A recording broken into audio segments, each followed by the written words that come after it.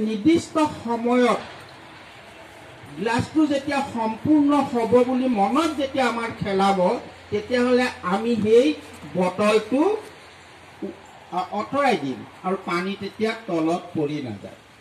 এইটো জানো এটা সজাগতা নহয়? ইয়াত জানো কিবা বিজ্ঞান আছে? নাই। ঠিক সজাগতা বস্তুটো মই সেইকাৰণেই ক'ব বিচাৰিছোঁ যে তাৰ লগত যদিও বিজ্ঞানৰ লগত সাঙুৰিছে, কিন্তু আমি যদি প্ৰত্যক্ষ বা পৰোক্ষভাৱে চাওঁ, আমাৰ মনত যি ক্ৰিয়া কৰে, আমাৰ মনে যিটো উপস্থাপন কৰে, সেইটোৱেই হ'ল সজাগতা।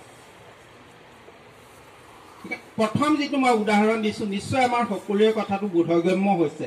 ঠিক তেনেকৈ যদি আমি অলপ তাতকৈ ওপৰলৈ লাহে লাহে গৈ থাকোঁ,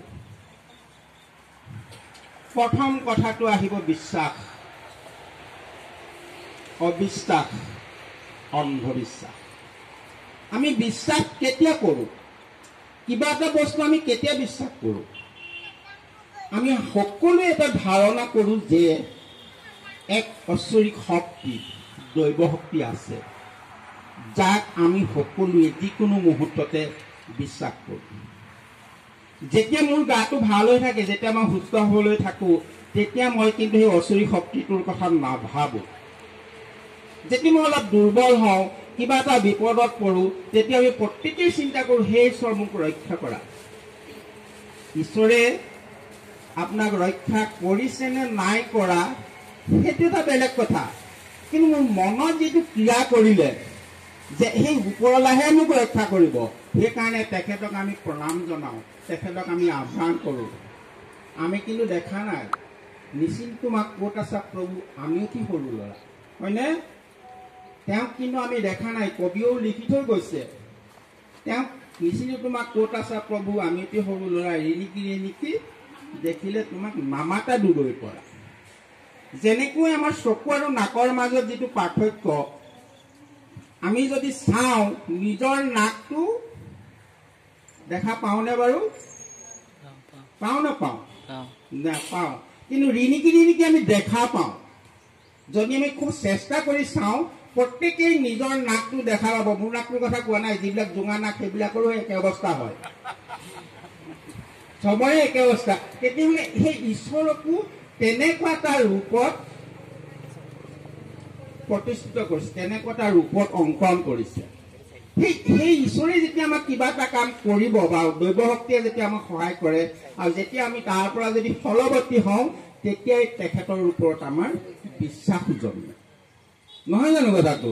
ঠিক তেনেকৈ যে মানুহে মানুহৰ বাবে, যেতিয়া কোনোবা এজন মানুহে সঁচাই ভাল কথা কয়, লোকক অপকাৰ নকৰে, ঠিকমতে কয়, তেতিয়াহ'লে তেখেতৰ ওপৰত আমাৰ যিটো বিশ্বাস, সেই বিশ্বাসটো যদি তেওঁ কোনোবা দিনা হেৰুৱাই দিয়ে, তেতিয়াহ'লে তেওঁৰ ওপৰত আমাৰ বিশ্বাসৰ যিটো ধাৰা, বিশ্বাসৰ যিটো মাপকাঠি, সেইটো লাহে লাহে কমি যায় আৰু তেওঁৰ প্ৰতি আমি অবিশ্বাসী হৈ পৰোঁ, হয়নে বাৰু?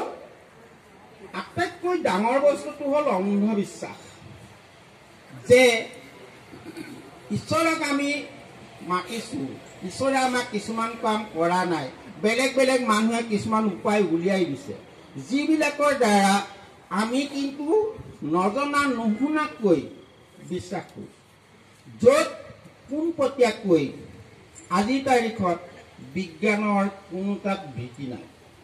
বিজ্ঞান এনেকুৱা এটা বস্তু, যিকোনো কাৰ্য যেতিয়া আমি কৰোঁ, পদ্ধতিগতভাৱে যেতিয়া আমি কামটো কৰোঁ আৰু তাৰ যেতিয়া আমি সমাধান পাওঁ, সেইটোৱে হ'ল বিজ্ঞান।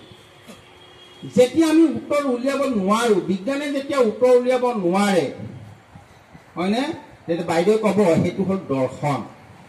আৰু দৰ্শন বুলি কোৱাৰ লগে লগে তাৰ কিছুমান কথা শুদ্ধ হ'ব পাৰে, কিছুমান কথা সমাজৰ কাৰণে বেয়াও হ'ব পাৰে। যেতিয়া সমাজৰ অপকাৰত আহে, যেতিয়া মানুহে কথাটো সহজভাৱে নলয়, কিন্তু কামটো আমি কৰিয়ে আছোঁ, সেই হ'ল অন্ধবিশ্বাস।